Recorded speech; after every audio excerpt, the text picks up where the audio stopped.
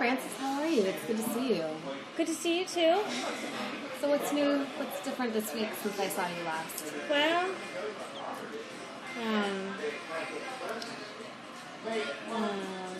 The last time that we talked, things are going really well for you.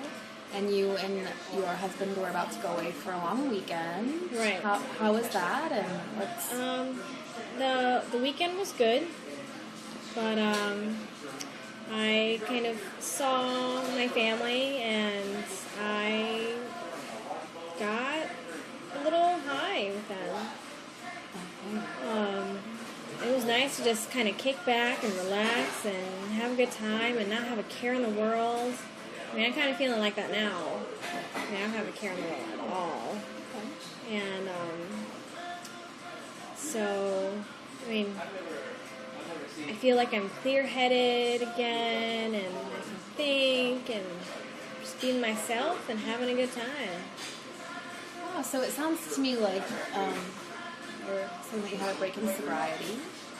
Yeah. Has that continued since the weekend? Yeah. Every day. I mean, I get up and I get high. I have lunch and I get high. I mean, it's back to what it was. Okay. Well, I'm sure that's,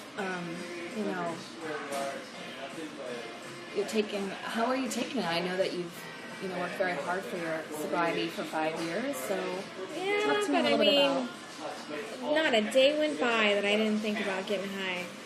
And I mean, it feels nice to not repress those feelings that I had. Yeah. I mean, I know my husband, he's a little mad about it. And, I mean, that's kind of what set it all off. We got into a huge fight when we were supposed to be having a vacation. And I was just like, you know what, screw this. I went to go hang out with my parents, or my family, and my parents there. And we just all kicked back and relaxed. And I didn't have to say no to them.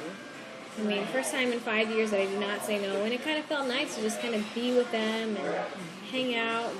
And I really don't know if I want to be sober again. Yeah. I mean, 5 years sobriety, but I'm having fun. So tell me a little bit about what happened, just prior to making that decision to use again. Well, we got into a fight about, what was it? Oh. Well, we got into a fight about, like, what to watch on TV. It was something stupid. But, I mean, it escalated into, well, you don't respect me, and you don't respect me, and, I mean, it kind of got out of hand really, really fast. So when you say out of hand, what does that look like? What is that? We just started, raising our voices and yelling at each other and saying curse words. So what it sounds like you're describing is a situation that's quite stressful. Yeah.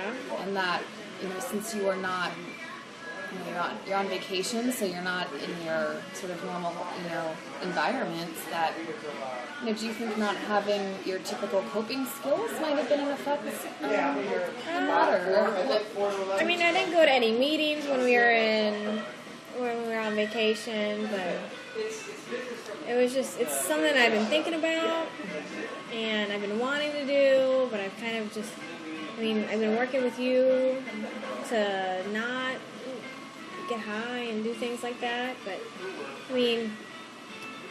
my brothers and sisters, they're productive. They get things done. They work.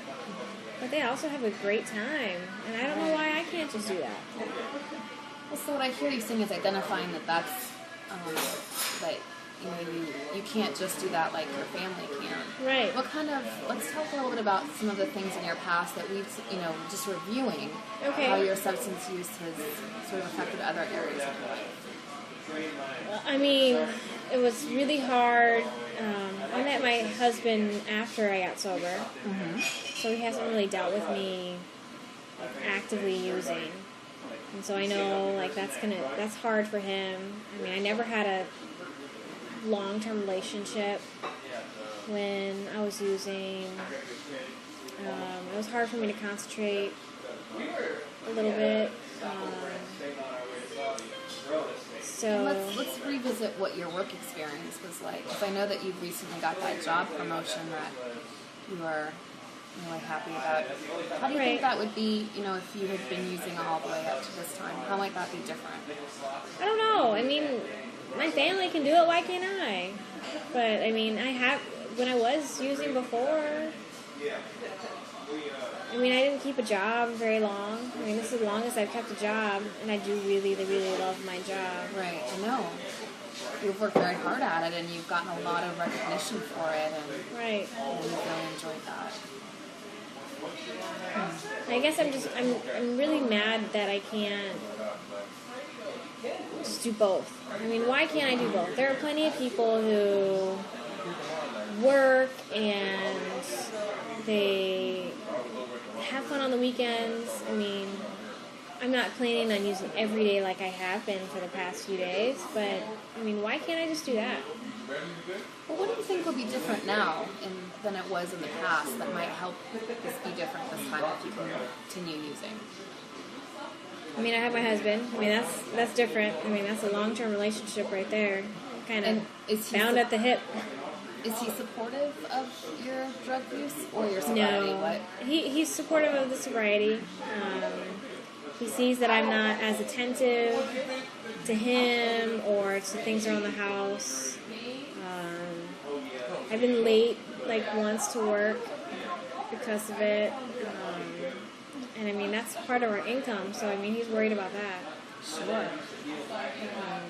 I mean, that's the main difference, like, between my non-using days and my using days. Is him. He's like the big thing. Sure. Well, I can hear, as you're explaining this, that, there's a lot of feelings of confliction for you. On one hand, you're recognizing that you feel really good when you use. Mm-hmm. And on the other hand, you recognize that it's, could possibly jeopardize a marriage that I know is very important to you. And your new job that you've been happy at and working hard at. Right. But I just don't know. I don't know. I mean, I understand not being high all the time. I mean, I get that.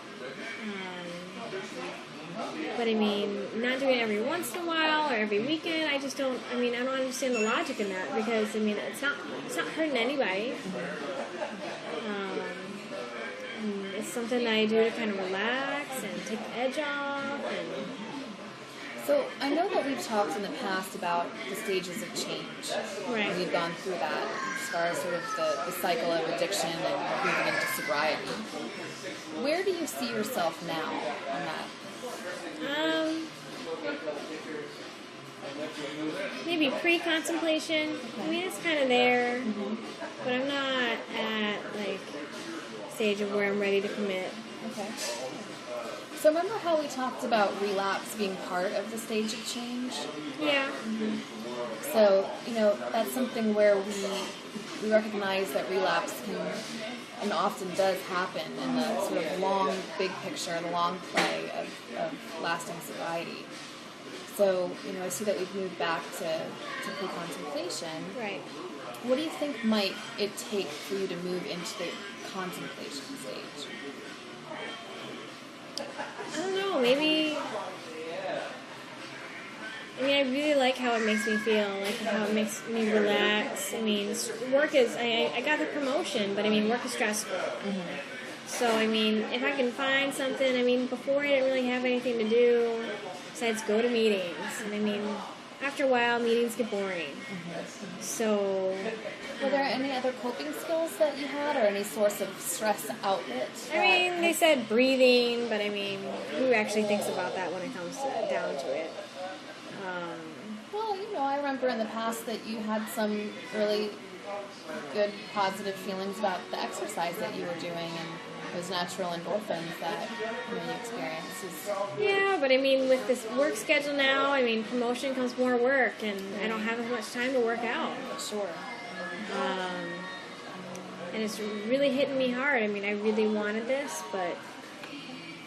So what do you think you'll do next time you feel that your use is interfering with work or your relationships? I guess I got to pick. I mean, between the relationship and using. I mean, I'll always be in cahoots with my family because they use. Right. And it was a strain on our relationship when I didn't. Right, I remember. Yeah. And so going away this weekend and being around all of your family and that, their drug use, that was your sort of the first time that you had done this for an extended period of time since your sobriety. So that's a really big step. Right. And it was a risk that we tried, and I think that that's great that you were able to do that, and and see that perhaps some of our coping skills and strategies can still be strengthened. Mm-hmm. I don't know. I mean, I was responsible. I mean, granted, what I'm doing now is kind of reckless, but I guess I need to find something else to cope. If I decide to stop using, I mean, it's still in my head to just keep on going. Right. I mean, I satisfied my craving, and now all I want is more. I can understand that. I mean, addiction, which we've identified that you've had a history with, is a very difficult thing to overcome. And the fact that you come to this session and kept your weekly session, and that you've got some good insight into your feelings about it, and the very real reality that it's something that you are still have a strong craving for. Mm-hmm. I really admire that insight and the fact that you're still here talking with me. So, what do you think, your future goals are now? Have they changed at all since this, or where does this leave us into the future? I mean, the whole point of coming to therapy was to deal with my cravings and all that stuff. I mean, I don't know. I guess I got to make a decision whether or not I continue to use. I mean, I really don't know. It's up in the air. I'd say 50-50. And I mean, if I continue to use, there's really no point in coming back. So for you, sounds like what you're saying is that you see it as kind of an all or nothing thing. Mm-hmm. Tell me a little bit about that. I don't know whether or not I'd be able to do just like the weekend thing. 'Cause I mean, it's Wednesday now, and I've been getting high every day, like not just on the weekends. And, I mean, I have to say no 5 out of 7 days of the week? I mean, so if I'm going to say no, I might as well just say no all 7 days. Yeah, I can see how that would be challenging once Right. you begin to limit yourself. Mm-hmm. So, I know that you've said that it's been a great way to reduce the stress of your new job, and that it's much easier to kind of give in to the cravings. What are some things that are not so good about when you use? I mean, I can't really be around my husband because he doesn't really want to be around me.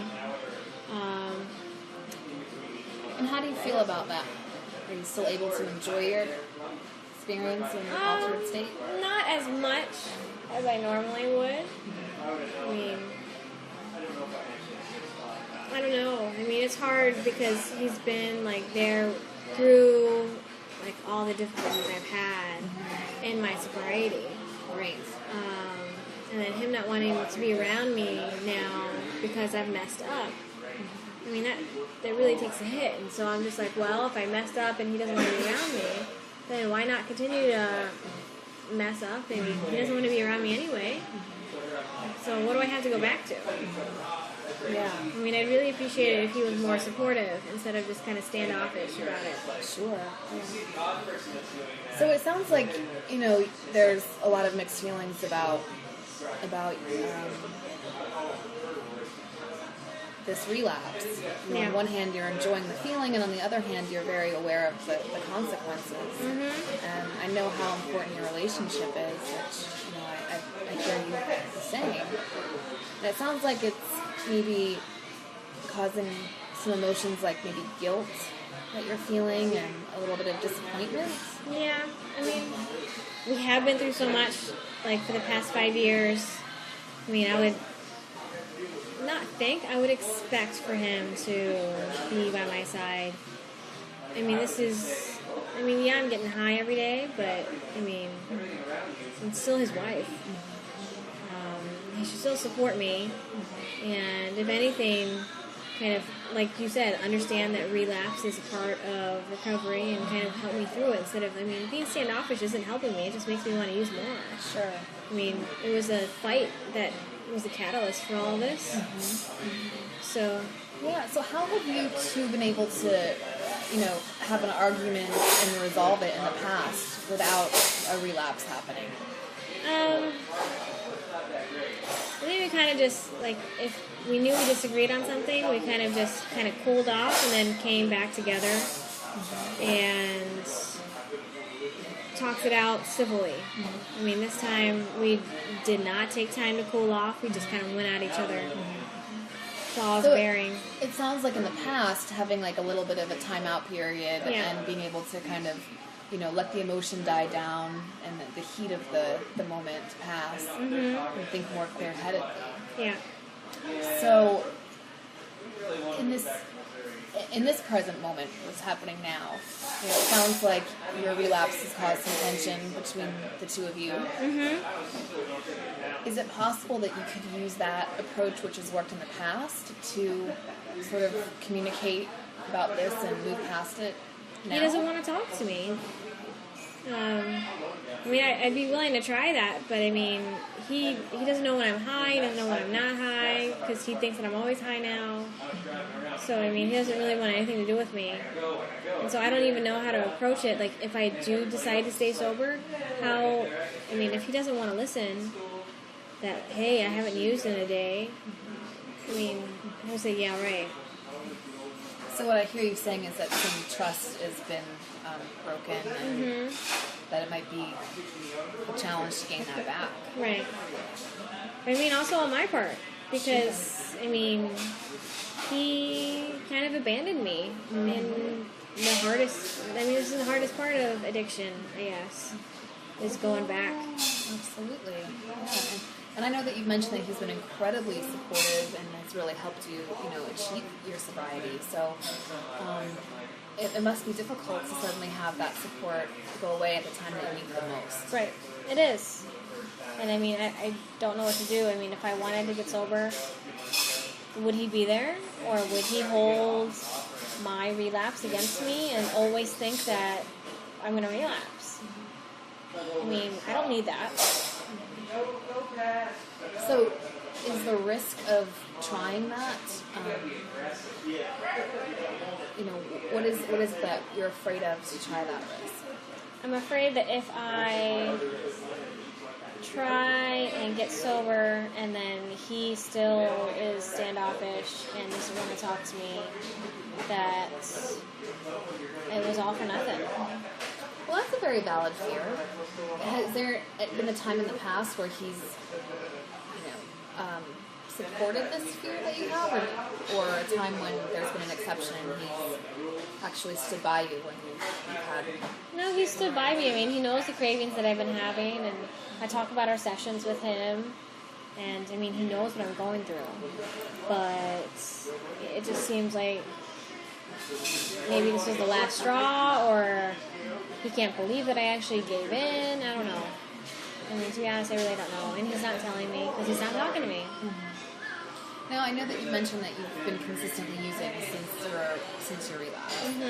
Do you think that it might be possible that he would be open to communication if you have had a day or two of sobriety again?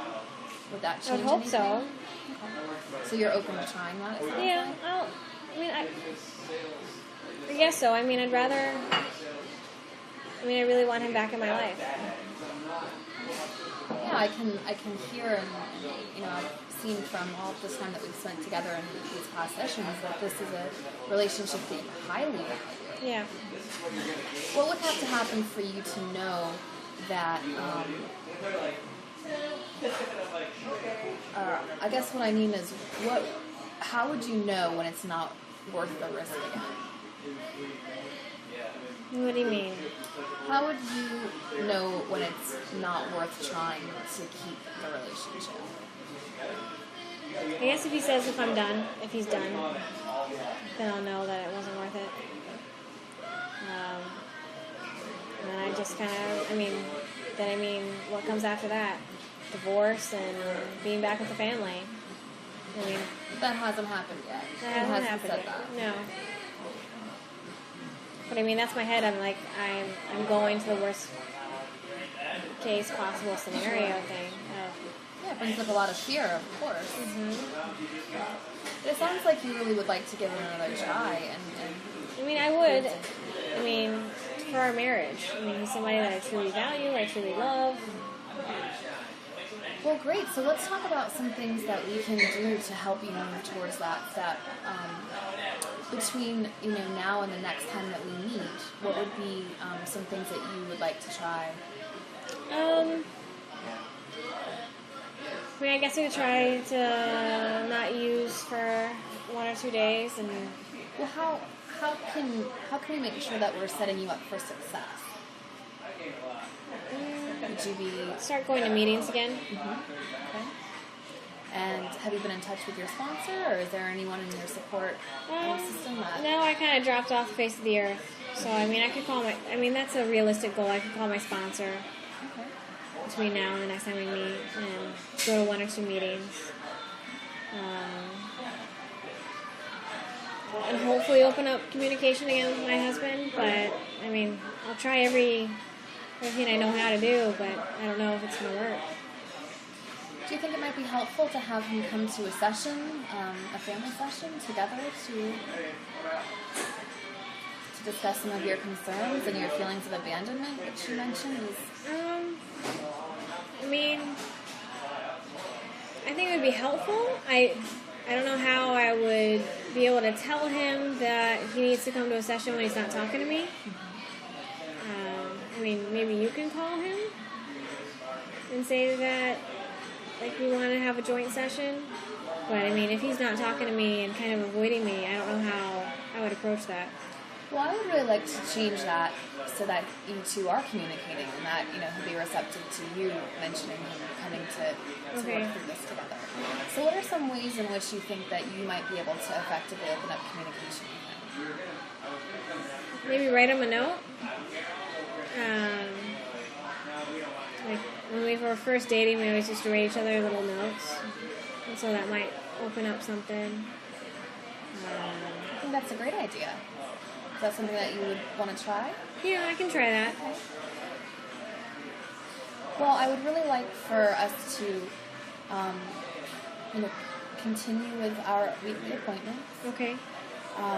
Because we've, identified this relapse and your desire to, move in the direction of sobriety. Mm-hmm. I think that's important that we continue to meet to be working through this. Okay. I know that you're, still in the pre-contemplation of whether or not you want to, which direction you want to go in. And that's probably a pretty scary time. Yeah, I think, I don't know, talking about it makes me kind of move up a little bit, maybe in contemplation. Good. Wonderful. I'm glad to hear that. So let's have you, follow through with some of the suggestions that you made with going to your meetings again and getting in touch with your sponsor. I think those are really great suggestions. Okay. And that can help you, start moving towards, towards that sobriety and start to repair the relationship with your husband. And I think the idea of writing a note was a really fantastic idea. So I would really support you in trying that with your husband. And then seeing where we are, for next week. Hopefully, you've called me and we've made an appointment for a family session. Okay. Do you have any other questions as we wrap up our session? No, I don't think so. And, well, good. I want to make sure that you know where your meetings are, the location, and you're comfortable with the meetings that you've been going to. And yeah, I am. I mean, it'll be a whole new experience now because I'm back at square one. So. It sounds like to me you've got some clear goals and you've defined in just this hour what's important to you. Mhm. And maybe a little more motivated for recovery. Mhm. Well, then I look forward to talking to you this week and seeing you next week. Okay. Thank you. Take care.